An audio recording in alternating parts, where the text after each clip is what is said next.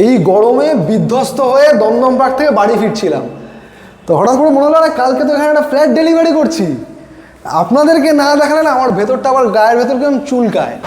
আগে কি দিয়েছি সেটা একটু ভালো করে দেখে নিন। আজকে ক্যামেরাম্যান না থাকায় পুরো টেকনিক্যাল ইস্যুর জন্য, যান্ত্রিক গোলযোগের জন্য আজকে নিজের ব্যবসার দায়িত্ব নিজের কাঁধেই এসে পড়েছে। দেখুন, এই টিভি ইউনিটটা আমরা দিচ্ছি। টিভি ইউনিট এটা লুভারের কাজ করা আছে।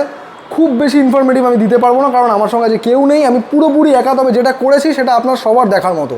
দেখে নিন, একটা টিভি ইউনিট, তার সঙ্গে একটা শাওমির 43 ইঞ্চি টিভি রাখা আছে। এদিকে একটা ছোট্ট ইউনিট করে দেওয়া আছে, যেখানে আপনি আপনার সমস্ত পছন্দের অ্যাচিভমেন্ট রাখতে পারবেন। উল্টো দিকে একটা সোফা, একটা 5 সিটার সোফা বেজ কালারে, তার উপর একটা প্রিমিয়াম ফিনিশড একদম সুন্দর ওয়ালপেপার। যতটা আমি দেখানো যায় ততটা চেষ্টা করলাম। এদিকে ডাইনিং রুম, তবে একটা জিনিস দেখানো আছে যেটা আমি মিস করে যাচ্ছি। দেখুন, এই যে জিনিসটা দেখতে পাচ্ছেন, এটা একটা সেপারেটার। এটা ড্রয়িং আর ডাইনিং এর মাঝখানে, যাতে আপনার খাওয়া দাওয়া আপনার গেস্ট দেখতে না পায়। চলে আসুন, সুন্দর একটা, ওহো লাভলি, একটা সুন্দর স্যান্ডেলিয়ার ঝুলছে, তার পাশে হচ্ছে ওয়াল মোল্ডিং করে দেওয়া আছে। এই ওয়াল মোল্ডিংয়ের মাঝখানে একটা সুন্দর, দেখুন, একটা উডেন স্ট্রাকচারের একটা অ্যাবস্ট্রাক্ট ডিজাইন করে দেওয়া আছে, যেটা আপনি চাইলে আপনিও পেয়ে যাবেন। দেখতে থাকুন। সঙ্গে একটা ওয়ালপেপার প্রিমিয়াম ফিনিশের আর কিচেন। এগুলো নিয়ে কী বলবো বলুন।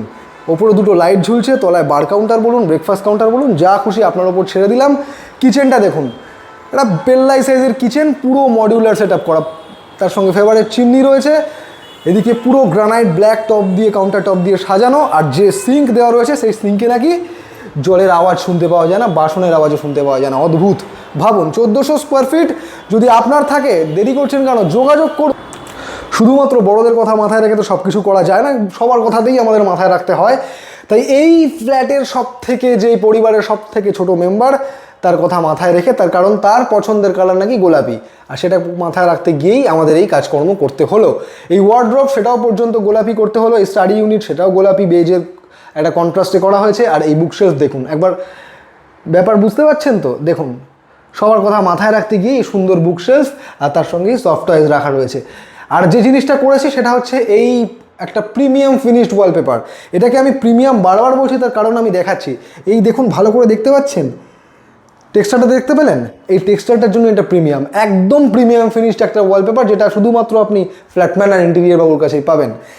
একটা 5-7 ছোটো খাট, ওপরে একটা বুকশেলফ, তার উপরে একটা নর্মাল ফল সিলিং।